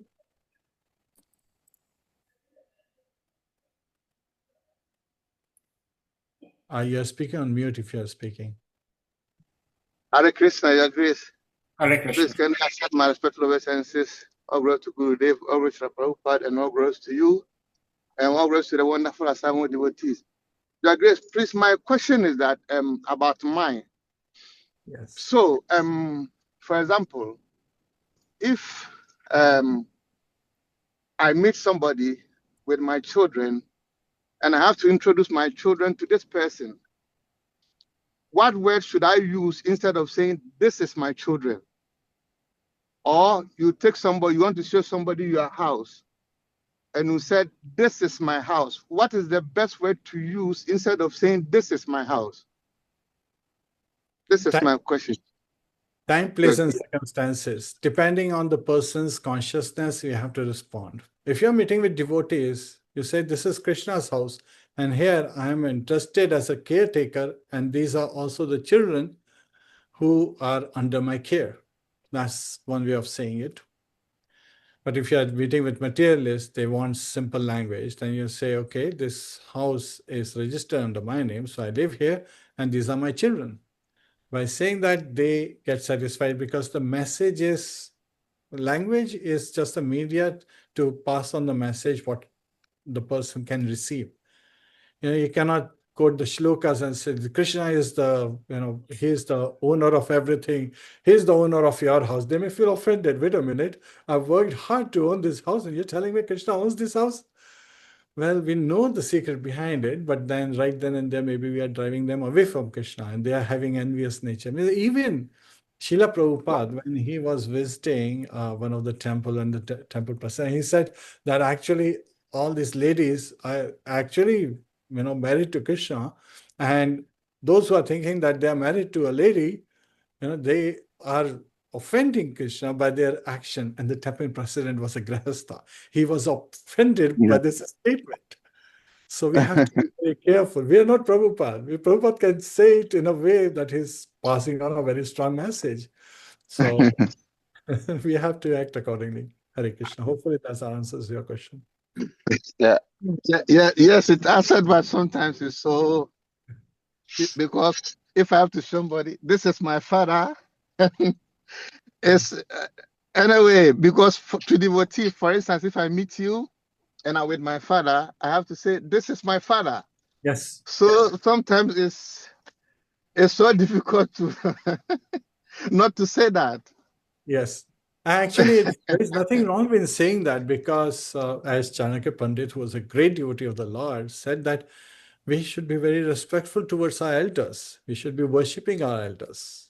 So that Yes. is because Krishna used them as the instrument so that we can get this rare human birth. If they did not act as an instrument in Krishna's hand, then we would not have received this rare birth and being introduced to Krishna consciousness to make further progress. So we should be grateful for every gift that has come and grateful to every person that has come in our life. And it's very interesting that these same people will keep repeating life after life. They will keep meeting them. And we are all on our journey back home. Yes, sometimes it's unfortunate that some get left behind while some continue to move forward. But we still pray for those who got left behind while we continue to, pray for our path forward under the mercy of Guru and Gauranga. Hare Krishna. Hare Krishna. Thank you so much. And also forgive me if I'm speaking so fast because I'm driving and working at the same time. So sometimes It's I want okay. to say it faster. Thank you. Prabhuji, I see there is one hand up, and hopefully this will be the last exchange for today. Thank you so much for being here. Govinda Prabhu, please, you may go ahead. Okay. Thank you very much, Sadi Prabhu. Hare Krishna. And thank you very much, Prabhu, for this wonderful presentation. Yeah, Prabhu, this last answer you gave,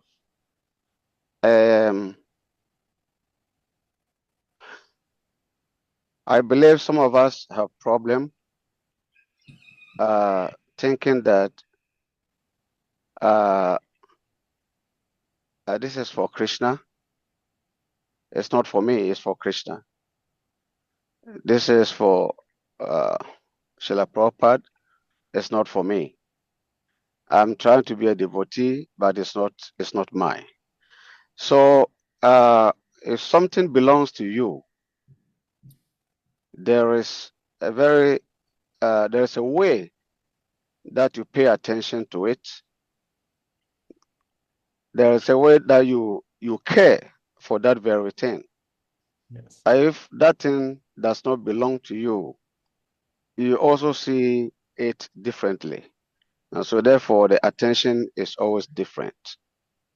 Sometimes we think that this is not for me, especially those paraphernalia that belongs to ISKCON.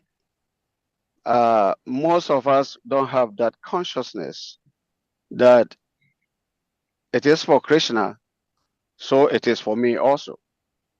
Why is it for me? It's for me because if my father owns something, and I'm actually a very good son, I'm obedient son of my father, then my father's access is also my access, because I have access to use my father's property, if only I'm obedient son. So what is wrong if a devotee says, this is mine? A devotee know that he does not own anything. Everything belongs to Krishna. And so if I'm using any article, it's for me because I know it's for my father and I have every right to use it. Except that I'm using those things separately from Krishna's interest. I'm saying this because you said it depends on who you meet. that a devotee can say that, oh, it's for Krishna. This is Krishna's house. This is Krishna's car. Yeah, it's Krishna's car, but I'm using it. And so the question Bhakta Hassan asked, I think is a very interesting question. That if I know it's for Krishna, and I'm a devotee of Krishna, and know Krishna is my father, so this asset also belongs to me, because my father's property is my property. So I have every right to use it. I remember Gurudev once, by Teta Maharaj, told his disciples, those days in Ghana and Nigeria, whenever he comes, he will ask the authorities to bring their account books. So he will look into it and check all the incoming Lakshmi and the outgoing expenses. He will check it every time he comes. And at a point, he stopped checking. So the devotees asked him, why? We are not checking no more. He said, I want you to know that this thing belongs to you. It doesn't belong to me, it belongs to you. So he want to drag our attention to the fact that whatever we are doing there belongs to us, because it belongs to Krishna, so therefore it belongs to us. So how do we develop this proper mentality that whatever belongs to Krishna, I mean, the whole universe is for Krishna, but it also belongs to us if we try to become a proper devotees or proper sons of God. How do you develop this mentality? Actually, I have two questions, and this is one. If we have time, then I can ask the other one also. So let me first respond to this question. And there may be a hammer coming your way. So please forgive me if it's too harsh. In reality, if it belongs to you, you should be able to take it from one bird to another bird to another bird. Can you take the property that you think belongs to you from this bird to the next to next? In reality, you have only been entrusted to be the caretaker of this property that you think belongs to you. It did not belong to you before it was in various material parts as scrap wood or metal and so forth. It got manufactured and created into something that you think belongs to you. And in reality, yes, you're calling yourselves the owner, but in reality, you cannot carry it with you. You're only being entrusted to be the caretaker and maintainer for the time being. And who's maintaining the material universe? Lord Vishnu. Parisham Nishu. So the ability that we get even to maintain comes from Lord Vishnu. So we are only an instrument to take care of the things that are in our care. And we are using them, yes, from that perspective. Yes, they have been, from material perspective, called out as owned by us. But in reality, it is only the temporary phase. It is asat by nature. They are only temporary. They are not going to exist for eternity. A car that you own is not going to stay car for eternity. It will have its lifespan and finally will merge back into its elements and may take another form tomorrow. So we have to look at things from the proper perspective, from the eyes of Shastra, that I am the caretaker at this time. I have to use it in Krishna's service because it has been entrusted to me. I have to make sure that the insurance is taken care of. I have to make sure that the maintenance is taken care of, so that this is used as an instrument by the instrument, me, as an instrument in Krishna's service, to take care of my family, who are also devotees here. They have received this human birth, to make it available to them, to take care of devotees and so forth. So you can expand that from that perspective. But in reality, yes, you may think that, you're the owner, but you are not the owner. You're only the caretaker. Yes, to introduce it as your property is because that's the general norm in this material world. In reality, nothing that we came in this material world, with us in this birth, we just came with our consciousness and our desires. That's the bundle we are carrying from this life to next life. And we are looking to purify our desires to be Krishna conscious so that we make them Krishna conscious. Again, my two sons, again, they follow all four regulative principles and all. And it's very interesting that the older one, when he introduced his friends, he's like, I'm just taking care of the house. Actually, his friend says, oh, someone else owns the house. It's like my name appears to be on the property papers, but I understand that I'm not going to carry it after I leave this body. So that was a shocking revelation to his friend. And then the person said, why do you say so? And he was able to introduce Bhagavad Gita to this new person. So we have to find ways sometimes to introduce others to Krishna consciousness, but not come out as arrogant or, way it is repulsive. Yes, our true wealth is Krishna. This is where devotees differ from non-devotees. This is the biggest difference. Sometimes we say, Krishna, accept me. So people come to the temple, they ask for various things of Krishna, but devotees are the most intelligent because they ask for Krishna himself. You become mine, because they say, I am yours, Krishna. Please use me in your service. And Lord, what does he say in Shastras again and again? That I come under the control of my devotees. So the devotees, they buy the Lord himself instead of buying various material things. And that's our true treasure. That's the loving exchange. It's a matter of heart, not a logical matter, because logic fails in front of Krishna. And that's what we are looking for from proper perspective. Yes, in front of devotees, somebody can say, you have a nice house. Yes, Krishna has entrusted the Ishavasya principle. He has provided this to be in our care. We should not be trying to look and do extra endeavor to try to grow beyond. But at the same time, we still have to maintain. So we have to carry out our duties and not carry out our duties because of fear that, I'm going to starve. Not because I have to do it, but because I want to do it. I love doing it. That love-related matter is the highest if we look from proper perspective. We want to rise ourselves to that level, that our every exchange is based on love, not just on duty or fear or lust. Hare Krishna. Govind Prabhu, was it too hard? Did you drop off? No, you didn't. Hare Krishna. Thank you so much, Prabhuji. Thank you, Prabhu. Yes, so we serve as a catechists. Yes. And when His Holiness Bhaktitit Maharaj was looking at the books, he was not looking that you own it. He was looking at how you are taking care of it. And when he's had great confidence in the devotees that they're taking of it very well, there was no need to look at the books. Mm-hmm. Yeah. Well, thank you. Yeah, I think he wanted to see the maturity of these devotees, Yes. whether they are taking what they are doing seriously. Yes. And every day you ask somebody to help you do something, and every day you are expecting that person to help you to do that thing. And so that person helping you one day expecting that you will grow, so that you understand why he has to help you to do what you are doing.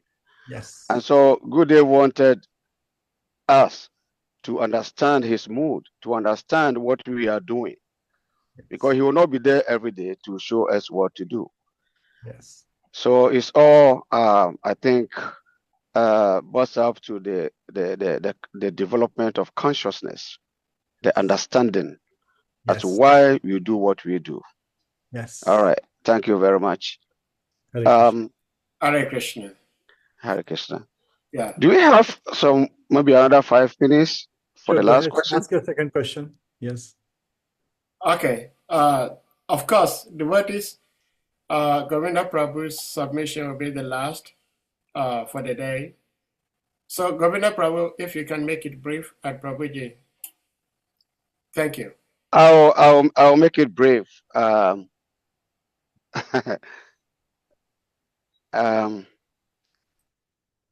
See, Prabhu, my question is that you see Prakashananda and Lord Chaitanya's meeting. Yes. They had a discussion from Srimad Bhagavatam, I think 10:4:46, about the devotees, different type of liberated souls. Yes. And then he said that a bhakta is the topmost. Yes. And then again he quoted another verse emphasizing that Krishna can, once the one touch of Krishna can actually cleanse us from all offenses, from all impurities, from all contaminations. But we cannot touch Krishna, and so therefore we surrender to a pure devotees to help us, link us to the lotus feet of Krishna.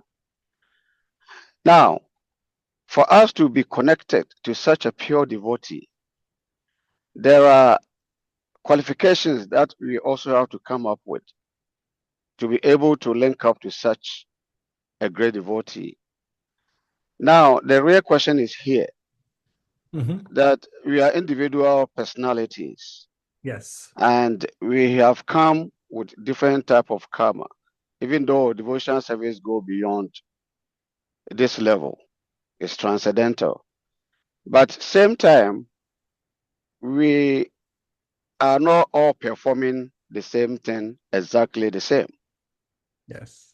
And so, but the person may have a desire, may have love to be ascend to such a high level of consciousness, high level qualities of divine.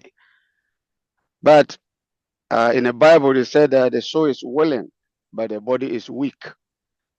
So how can such a devotee get the mercy of the Lord? Just like Chaitanya Prabhu, he met this illiterate person, tried to read Bhagavad Gita, but he has turned it upside down. I think we all know the story. But Yes. Chaitanya Prabhu said, you have understood the Yes. Bhagavad Gita. How do we develop such, how do we get such mercy from a pure devotee when, even though we are trying, but we are not on the level of really, really attract his attention? How do we come to that? How do we get such mercy? So, Govind Prabhu, the answer is Krishna consciousness is simple for simple-minded person and really difficult for convoluted-minded person. You did explain that to become a pure devotee, you have to have various qualifications, which reminded me of a nice incident where His Holiness Bhaktivedanta Maharaj was giving a class, and after the class, he actually asked a question. What all things need to be fixed? I'm paraphrasing the question. For you to be a great devotee in your devotional service. So everyone started, identifying, only if GBC would make these changes, it could be better for us. Or if, such and such devotee would mend their ways and it could be better for us. Or if we have so much education going on, it could matter for us. He was listening to everyone one by one. And then there was a brahmachari sitting right in front of him and he raised his hand. So His Holiness asked him, so what is the difficulty in devotional service?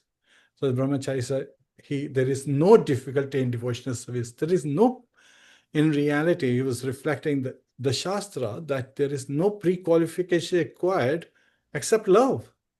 That we have to act out of love, and bhakti is loving devotional service.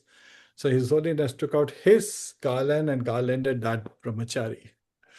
So sometimes we are so much caught up in devotion. It's very interesting that His Holiness Radhanath Maharaj, he was reflecting on one of this. So sometimes we are thinking, am I chanting attentively? And we are chanting Hare Krishna, Krishna Krishna, Hare Hare, Hare Ram, Ram Ram, Hare Hare. And then we are thinking, I did not chant this one very attentively. That thought process, we just skipped a nice chant that we could have done instead of thinking how bad we chanted. So instead of looking at the past and lamenting about the past, it's better to act in the present and say, my dear Lord, give me the ability to chant attentively and then chant attentively instead of just meditating. Sometimes I've seen devotees going in conversation for hours and hours, and when you ask them and they were to reflect on how was their chanting on that day or the next day and so forth, they're like, I didn't even finish my 16 rounds. But hey, I love to speak in the class and I love to ask so many questions and all these things. I show all the knowledge I have. How good is your sadhana? Because that will reflect how satisfied you are in your heart and how Lord's mercy is flowing through you and how protected you feel and how blessed you feel to share Krishna consciousness with others.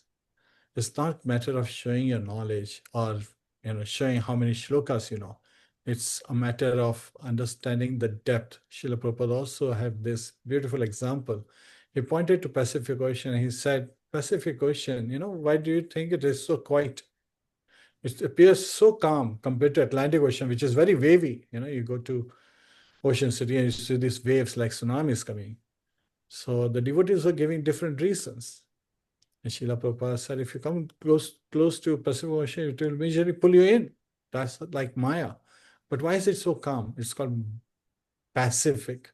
It's so calm on the surface because it has depth. So we have to build depth in our spiritual life through bhakti. And then that bhakti will invoke all the love that we can share with others. So we have to realize and be grateful for the opportunities we have received, especially this birth and this wonderful devotee association. All the esteemed devotees here, I'm very grateful to you for being here and sharing your thoughts and again, your realizations. And we all pray that we continue to grow together. Hare Krishna. Does that answer your question, Prabhu? Yes, it does, Prabhu. Thank you so much. Well, So is the love Krishna doesn't eat so much preparation. We can have 1 million preparations, but if it is done out of arrogance, Krishna is not looking into that. He's looking into the love. Yes. That is concentrated in the food. It's not the articles, but the love behind. Yeah. Thank you very much. Duryodhana and Krishna, they were almost on the position-wise, they were also almost on the same level. Krishna's son, Samba, was married to, Duryodhana's daughter. And when Krishna visited, he prepared Chapan Bhoga, 56 items, amazing items. Krishna did not go to attend and take that lunch with Duryodhana. He went to Vidurani, wife of Vidur, who actually served him the banana peels. She was throwing away bananas, being so lost in this loving exchange. She was peeling the banana, throwing away banana and giving him the peel, and Krishna was eating the peel of banana peels, because he was experiencing the love. Hare Krishna. Hare Krishna. Hare Krishna. Well, Prabhuji, we thank you so much. My only prayer and wish is that somehow Guru and Krishna may arrange for a situation like this where we will always be meeting and be discussing about the Lord and His pure devotees. So we thank you all for being here and making this so lively and so transcendentally nectarian. So, His Grace, Jiva Tattva Prabhu, we cannot thank you enough. Thank you so much for rendering this service. Thank you for and devotees, we're going to humbly request you all to kindly unmute yourselves, and we all chant Hare Krishna Mahamantra to express our deepest appreciation to our revered speaker, His Grace Jiva Tattva Prabhu, for sharing his love and wisdom with us all. Jai. Hare Krishna, Hare Krishna, Krishna Krishna, Hare Hare, Hare Rama, Hare Rama, Rama Rama, Hare Hare. Pancha Kalpa Tarvescha,